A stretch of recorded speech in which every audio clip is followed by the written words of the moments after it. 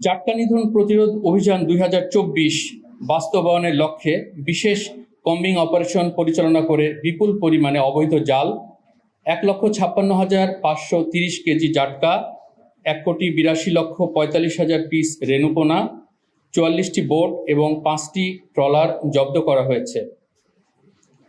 অবৈধ বালু উত্তোলন প্রতিরোধকল্পে বিশেষ অভিযান পরিচালনা করে ৪৭টি বাল্কহেড, ১২টি ড্রেজার এবং ২টি এক্সকাভেটর আটক করা হয়েছে। পরিবেশ রক্ষায় নিষিদ্ধ ৭,২৫১ কেজি পলিথিন জব্দ করা হয়েছে।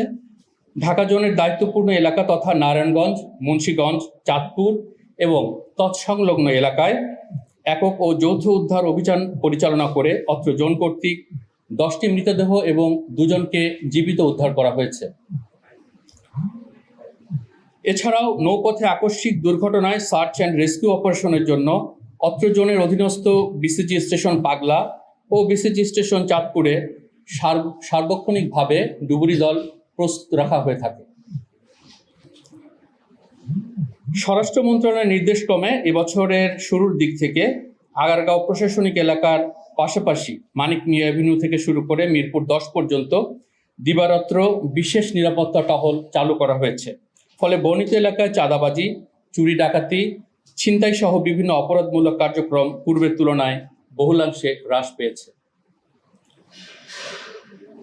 পবিত্র রমজান উপলক্ষে অসাধু ব্যবসায়ীরা নিত্য প্রয়োজনীয় খাদ্যদ্রব্যের মূল্য বৃদ্ধির জন্য নৌপথে পণ্য পরিবহনে ব্যবহৃত লাইটার ও কার্গো ভেসেল সমূহকে যেন গুদাম হিসেবে ব্যবহার না করতে পারে সেজন্য অত্র জোনের আওতাধীন নৌপথে চলাচলকারী ১,২৫৭টি লাইটার ও কার্গো ভেসেলে তল্লাশি অভিযান পরিচালনা এবং খাদ্যদ্রব্যাদি যথাসময়ে খালাস করার প্রয়োজনীয় দিক নির্দেশনা দেওয়া হয়েছে।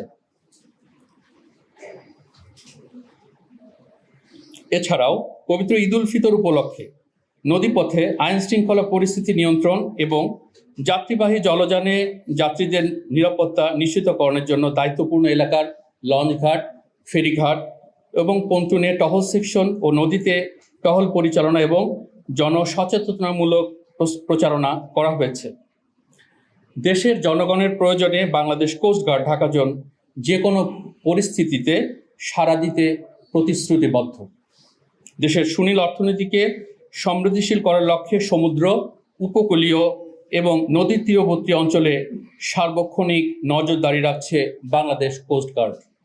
ভবিষ্যতেও উক্ত কার্যক্রমসমূহ অব্যাহত থাকবে ইনশাআল্লাহ।